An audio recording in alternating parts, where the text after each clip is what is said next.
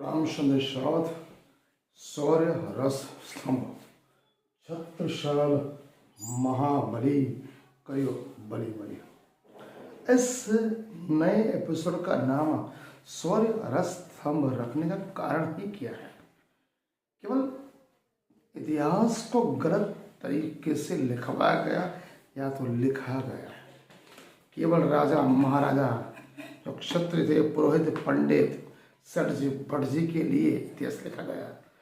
आम आदमी एवं आम वर्ग प्रजा के लिए कुछ भी नहीं। क्या भारत के सांस्कृतिक इतिहास में विस्तार में आम आदमी का कोई महत्व ही नहीं, योगदान ही नहीं। यहाँ के जो ट्राइब, कहने का मतलब देशी, इस जन्मभूमि में पैदा होने वाले, आदि काल से रहने वाले आदिवासी, मूल से रहने वाले मूल निवासी या मूलवासी, बहुजन संख्या में ज्यादा होने से बहुजन, ज्यादा लोग, जिन्हों असुर भी कहा गया, द्रविड़, रीछ, वानर, शूद्र, अतिशूद्र, दलित कहा गया। रामायण काल से लेकर महाभारत काल तक बहुत ही जघन्य अमानवीय अत्याचार, बुनियादी सुविधा से वंचित, शिक्षा स्वास्थ्य से वंचित, मान सम्मान कुछ भी नहीं, फिर भी वो लड़ते रहे, पिटते रहे, मान सम्मान गंवाने के बावजूद इस भूमि से जुड़े रहे। कभी अपना धर्म एवं जाति एवं संस्कृति एवं अपने भारत देश को छोड़ा रहे। बाहर से आए, यूरोप से आए, यूरेशिया से आए कथित सवर्ण, तीन उच्च वर्ग जातियों ने यहाँ के शूद्र, अतिशूद्र, दलित, आदिवासी एवं पिछड़ों वर्गों को के लिए पशु से भी बदतर हालत में रखा। छत्रपति शिवाजी महाराज के बाद पुत्र संभाजी जैसे पुत्र साहूजी महाराज बागडोर जैसी पेशवाओं के हाथ में आए। बाजीराव पेशवा को महान योद्धा की तरह, वो भी ब्राह्मण ही था। 41 युद्ध लड़ा, 41 युद्ध जीता। अंत में शादी तो उसने मस्तानी एक मुस्लिम लड़की के साथ की, वो ब्राह्मण को कबूल नहीं हुआ, इसलिए उसको भी मरवाया। मरने के बाद मस्तानी के साथ भी जघन्य अत्याचार हुए उसके पुत्र के साथ। ब्राह्मण स्वयं के जाति धर्म ब्राह्मण का भी सगा नहीं होता, ये सर्वविदित है, सनातन सत्य है। बाजीराव पेशवा के जमाने के साथ उसने वर्ण व्यवस्था और जाति व्यवस्था के नियमों सिद्धांतों का बहुत कड़क जबरदस्ती से पालन करवाया। कहने का तात्पर्य शूद्र, अतिशूद्र, दलित, आदिवासी, पिछड़ों के लिए जो अत्याचार प्रारंभ हुआ बाजीराव के जमाने से कितने सालों तक चला रहा, आज भी चल रहा है। थोड़ी कमी हुई है केवल ज्योति बाला फुले एवं महात्मा रानडे एवं डॉक्टर बाबा भीमराव आम्बेडकर एवं काशीराम। अब अछूतों पर किए जाने वाले तत्कालीन अत्याचार को मैं संक्षिप्त में केवल 5 चरणों में आपको बताने का प्रयास करूंगा। पेशवा शासन, राजाज्ञा, राजसत्ता, राज्य अधिकार, राजकीय आज्ञा।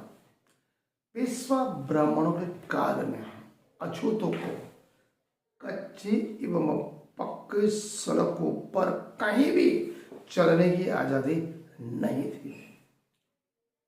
ये सभी सड़कें पगडंडी पर चलने का उनका समय निश्चित था, निर्धारित किया गया था। वो राजाज्ञा थी। दिन में 12 से 1 बजे दोपहर को कड़कड़ाती धूप में, चाहे वो गर्मी हो, ठंडी हो या बारिश हो, अपने किसी भी काम के लिए जाना हो तो 12 से 1 बजे वो चल सकते थे। क्यों? 12 के 1 का समय दोपहर का समय होता है जब इंसान की परछाई उसके इर्द गिर्द घूमती है। ब्राह्मण या कथित सवर्ण लोग क्या कहते थे? वो कहते थे सुबह शाम निकलने पर शरीर की हमारी परछाई हमारे से लंबी होती है, उस लंबी होती परछाइयों पर सवर्ण लोग चलते हैं, पांव पड़ते, उससे वो अपवित्र हो सकते हैं। तो उन्हें पुनः गोमूत्र से उस सड़क को धोना पड़ता था और पवित्र होना पड़ता था। पहला चरण।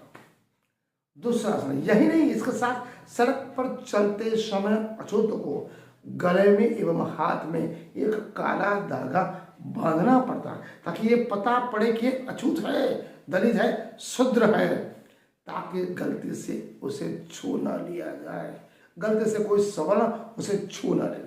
नंबर 3, पेशवा की क्रूरता की बात यहां तक नहीं अटकती।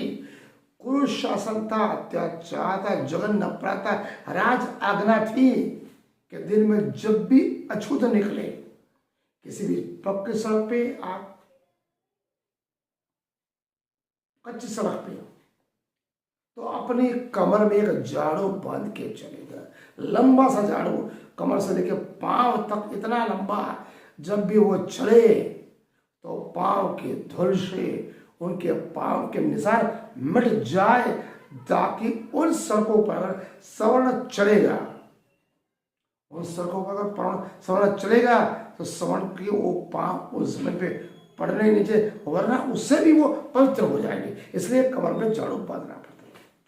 चौथा चरण, इतना ही नहीं, अछूतों को खांसने पर, अछूतों को खांसने पर एवं बोलने पर अगर थूक, अगर मुख से बाहर निकल गया, गलती से वो भूमि पर थूक पड़ जाए, गलती से अगर वो थूक भूमि पे पड़ जाएगा तो वो भूमि अपवित्र हो जाएगी, क्योंकि वो ब्राह्मण या सवर्ण उस पथ पर चलेंगे, उनके पांव अपवित्र हो जाएंगे। इसीलिए गले में हांडी कुल्हाड़ी बांधनी पड़ती थी। अगर वो थूक नहीं सकता, खांस नहीं सकता, जमीन पर नहीं पड़ा, वो थूक उसको गलना पड़ता था। ब्राह्मणों के पांव उस पर न पड़े, अन्यथा अपने शरीर को मैल खाते गाय के पेशाब से, मूत्र से उनको धोना पड़े। इस प्रकार पेशवा ब्राह्मणों ने कुछ अत्याचार से महाराष्ट्र नहीं, समग्र भारतवर्ष त्राहिमाम हो चुका है। यह आवाज सोचने लगा, आखिर ये क्या है? हम भी तो इंसान हैं, परमात्मा के संतान हैं। कुत्ते, बिल्ली, गाय, भैंस, गडरिया, पशु, पंखी सब कच्चे या पक्के सड़क दुनिया में कहीं भी घूम सकते, कहीं भी घूम सकते, उनको आजादी है, मान सम्मान से जीने का अधिकार। क्या हम मनुष्य नहीं है?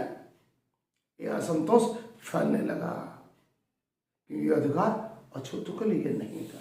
छत्रपति शिवाजी महाराज, रानी लक्ष्मीबाई, महात्मा रानडे, ज्योतिबा फुले और छत्रसाल महाराज के दरबार में 50% से ज्यादा सैनिक मुस्लिम थे, अधिकतम सेनापति भी मुस्लिम थे।